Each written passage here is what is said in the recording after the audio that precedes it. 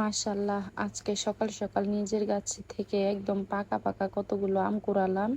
তো যে আমগুলো পেকে একদম হলুদ হয়েছিল, সে আমগুলো টোকাতে এত মজা লেগেছিল বলার বাইরে।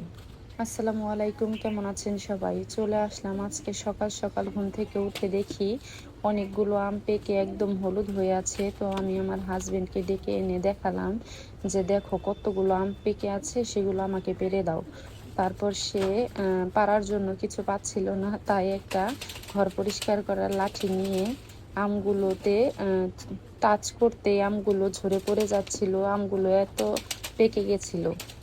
তো আলহামদুলিল্লাহ, এটা আমাদের হাড়ি ভাঙা আমের গাছ। তো আমগুলো একদম গাছে পেকে হলুদ হয়েছিল। মাশাল্লাহ, আমাদের আমগুলো খেতে অনেক মিষ্টি এবং অনেক সুস্বাদু। শুধু হাড়ি ভাঙা আম নয়, নিজের গাছ বলতে যে কোনো জিনিসই আপনি রোপণ করেন বা বাড়িতে ফল গাছ লাগান, তো নিজের হাতের যে কোনো জিনিসই হারভেস্ট করা বা কোনো ফলমূল তোলা, সেগুলোতে অনেক আনন্দ। তো আপনারা যারা বাড়িতে কোনো ফল গাছ লাগিয়েছেন বা কোনো সবজি গাছ, সেখান থেকে সবজি তোলা বা ফল সংগ্রহ করা যে কতটা আনন্দের, সেটা আপনারা বুঝবেন। আলহামদুলিল্লাহ, আজকে অনেকগুলো আম পেড়ে নিয়েছিলাম। এগুলো পাড়া প্রতিবেশী, আত্মীয় স্বজন সবাইকে দিয়ে তারপর খাবো।